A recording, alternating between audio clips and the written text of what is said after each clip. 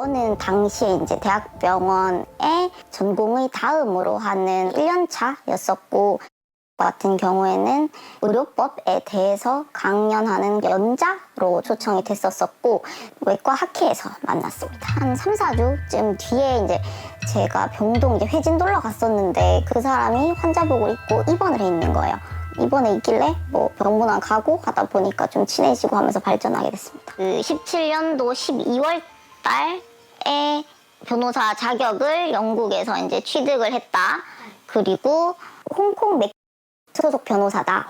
하지만 프리랜서처럼 그러니까 그 전에 이제 계약 맺었던 것들만 하고 있고 지금 소속은 보건대학원 소속의 개원 교수라고 했어요. 국경을 넘나들며 부지런히 명성을 쌓은 남자는 화려한 인맥을 자랑하기도 했답니다. 그러던 어느 날 거의 1년에 뭐 절반은 거의 외국에 나가 있었어요.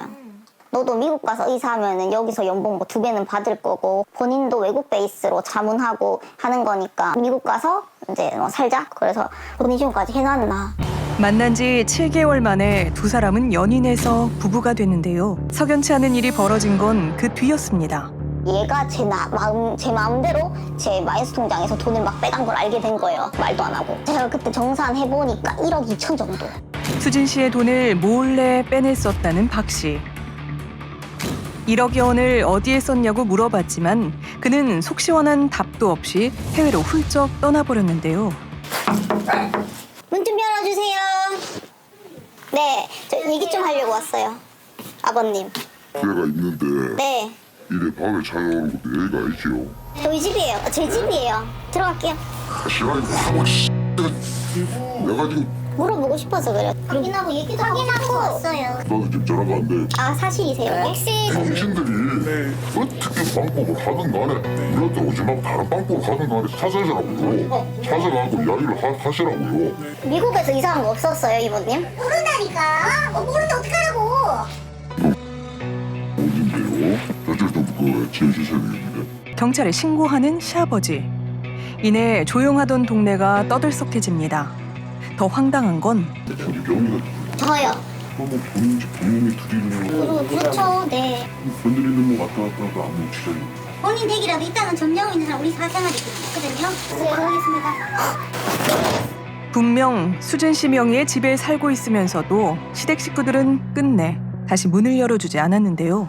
그냥 회피하려고만 하고 내가 잘못한 게 아닌데 이런 식이니까 진짜 진실된 답을 듣고 싶어요. 우린 박 변호사가 교수로 근무 중이라는 대학교를 찾아가 봤습니다. 그런데 어찌된 일인지 그 주소지는 한 대학병원의 장례식장이었습니다. 114원? 여긴 저희 옷 갈아입는 데인데. 그렇다면 박 씨가 정말 이 학교에 소속돼 있긴 한 걸까? 위원이신지요? 이런 위원분은 안 계시는데요? 이전에도 혹시 네, 없었던 건가요? 없으셨어요. 네. 지금도 과거에도 박 씨라는 사람은 없다는 겁니다. So it doesn't seem as though we have any records for an individual called on our registers. If they had stopped practicing, then we would have to hold a record of them, but we don't have a record overall of this person. 영국 변호사협회에서도 홍콩 변호사협회에서도 그에 관한 기록이 없었습니다. 결국 수진 씨는 박 씨와의 혼인 취소 소송을 시작했습니다. 그리고 얼마 뒤 수진 씨 변호사와 통화에 응한 박 씨. 여보세요? 예 안녕하세요. 저 그 사모님 때문에 전화드렸는데 변호사님 근데 그 몇 기세요? 저는 한국 변호사가 아닌데 외국 변호사예요. 영국 변호사 자격은 있으세요? 자격을 취득을 하긴 했습니다. 확실히. CNTS 합격도 했고 외국 정사법 2조에 보면 외국 변호사로서 활동할 수 있게끔 되어 있기 때문에 외국 변호사로서 검색하면 나오세요 변호사님? 지금은 안 나오죠. 그래요? 왜 안 나와요? 숨겨놨어요. 명문대를 졸업하고 영국에서 법 공부를 한 뒤 변호사가 됐다는 박 씨. 변호사들이 모여서 좀 활동을 할 일이 있었고 그 자리에 이분이 찾아와서 처음 알게 됐었습니다. 해외 변호사님들하고 교류하는 행사들이 있었는데 영어로 통역이 필요한 경우에는 본인이 하기도 하고 네, 다 변호사로 알고 있죠. 그는 어떻게 전문가들 앞에 설 수 있었던 걸까? 우리는 그에게 강연을 제안했던 협회에 확인을 해봤는데요. 그 변호사님이요? 교수님들 소개로 연락처 받아가지고 연락드린 케이스인데 따로 그분의 뭐 변호사 자격증이나 이런 걸 확인하고 요청드리진 않았어요. 가장 친한 친구라고 하는 멤버 중에 이준석 대표도 있었고 뭐 그런 얘기하면서 결혼하면 양쪽 당 대표가 다 결혼식에 올 수도 있다. 한 2012년 이때쯤 저랑 알고 지냈고 요즘은 뭐 연락 안 한 지가 10년 다 됐을 텐데 거의 정치인들 모임에 굉장히 많이 나왔던 것 같아요. 여러 사람들과의 인맥을 늘려간 그는 늘 바쁜 일정을 소화하며 국내외를 오가는 모습을 보였다는데요. 그런데 의아한 점이 있습니다. 국내에선 마땅한 직업조차 없었던 그는 대체 무슨 돈으로 이토록 자주 해외를 나갈 수 있었던 걸까? 이게 다 카드거든요. 8명의 카드인데 이거는 그냥 카드. 그냥 이제 그때 이제 전 여자친구인 걸 알게 됐죠. 피해자인지는 확인을 한번 해봐야 될 것 같아요. 아무래도 국제 변호사다 보니까 그냥 신의를 믿으려고 했던 건데 지금 제가 알고 있는 모든 것이 거짓이다라고 하면 어떻게 해야 될지는 조금 생각을 해봐야 될 것 같아요. 영국에서 브렉시트가 터지면서 지금 저희가 황금을 운용할 수가 없다. 3배, 뭐 5배, 뭐 이게 계속 누적하고 이건 일부 갚고 다시 누적하고 일부 갚고 이게 악순환? 이게 계속 반복되면서 계속 약간씩 커져갔던 것 같아요. 이렇게 쌓여서 6천. 얼마씩 갖고 있는 거예요? 50 정도. 여러 차례 연락 끝에 남자는 서면으로 답을 해왔는데요. 본인이 변호사라더니 법적인 부분은 전문가의 자문을 받아야 한다는 그는 한 가지를 강조했습니다. 지난 1년여간 전처가 저희 부모님 명의의 빚을 대신에 상환하여 준 채무액을 상환하려는 계획을 가지고 있습니다. 아시다시피 신족 상도례에 따라 배우자 및 직계혈족에 대한 특정 범죄 행위는 공소를 통상적으로 제기하지 않으면 참고하여 주시면 감사드리겠습니다. 수진 씨의 돈으로 가족의 빚을 갚은 건 사실이지만 부부간엔 사기죄가 성립되지 않는다는 겁니다. 만난 지 7개월 만에 혼인신고부터 서둘렀던 박 씨. 그에게 결혼과 사랑은 어떤 의미였을까? 멘사 회원이 됐다며 자랑을 하기도 하고 특목고에 진학했다는 거짓말마저 했던 남자. 그러다 어느 순간 자신을 해외 변호사라고 소개하기 시작했다는 박 씨. 가족들은 아들에 대해 어디까지 알고 있을까? 제가 교육장사를 일본 가고 교육검사를 새로 개업하고 교육부 장관상을 받았다가 딱 했다가 탈락을 했어요. 중간에 그만큼 모범적인 교사였습니다. 완전히 사기꾼이다 라고 하면 그들 다 보셨습니다. 아드님이 왜 이러시는 것 같으세요? 야하고는 관계없죠. 내가 아들을 아드님에 대해서 이야기를 하지 마시고 잡아가지고 족치라는 이야기입니다. 나도 궁금하니까. 아들 때문에 자신의 명예가 실추됐다며 화를 내는 아버지. 돈으로 마련해 주셨던 사실은 있으세요? 내가 쓴 거 아니에요. 우리 마누라 썼어요. 금전적으로 씨한테 도움을 받으신 건 맞네요? 나는 관계없죠. 집사람이 썼지. 누구지? 왜 살라고 하는 사람이 어떤 사람입니까? 사람 살리고 그런데 이제 그거 같은 경우는 사람 죽이려고 작정한 거예요. 그래. 저기 줬어. 그것도 있어요.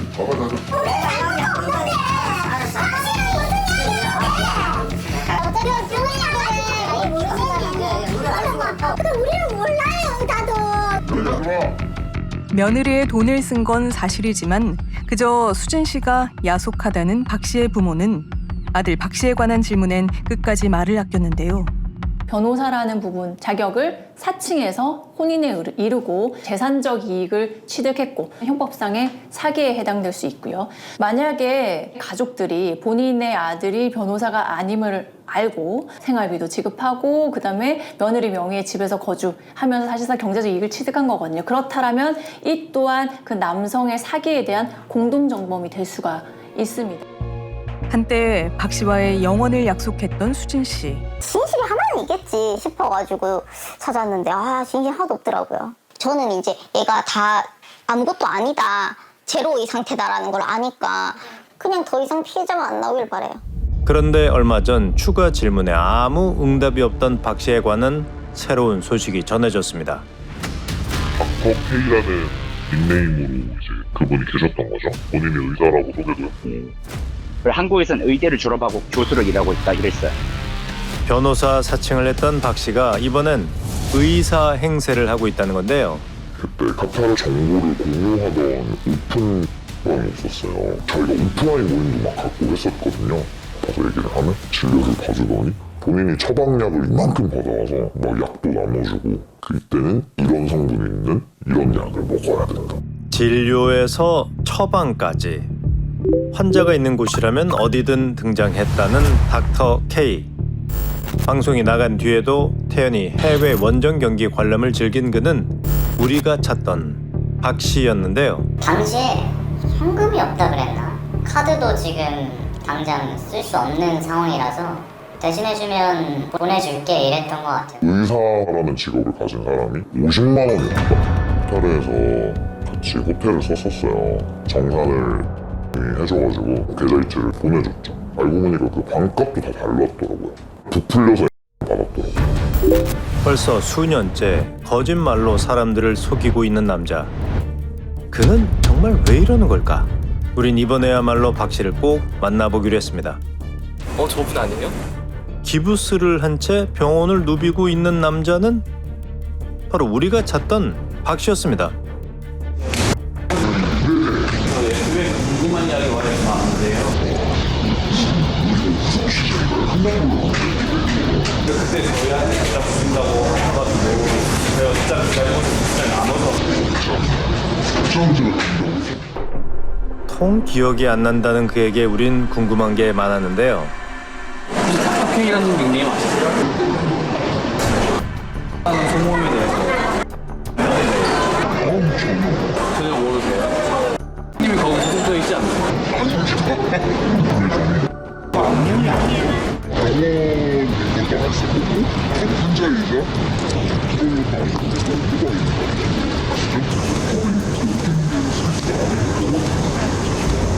직업이 혹시 어떻게 되세요?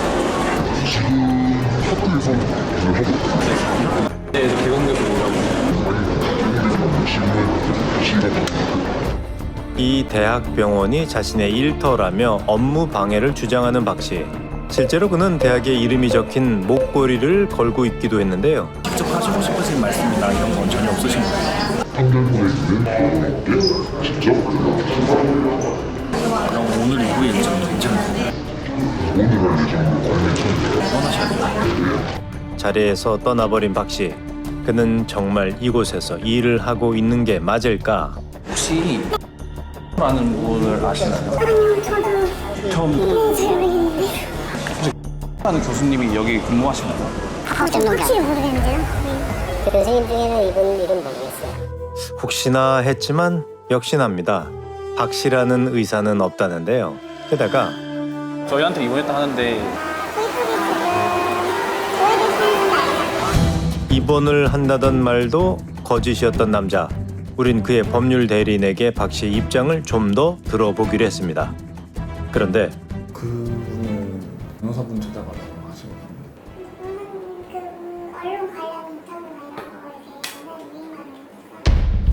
이번에도 속은 걸까요?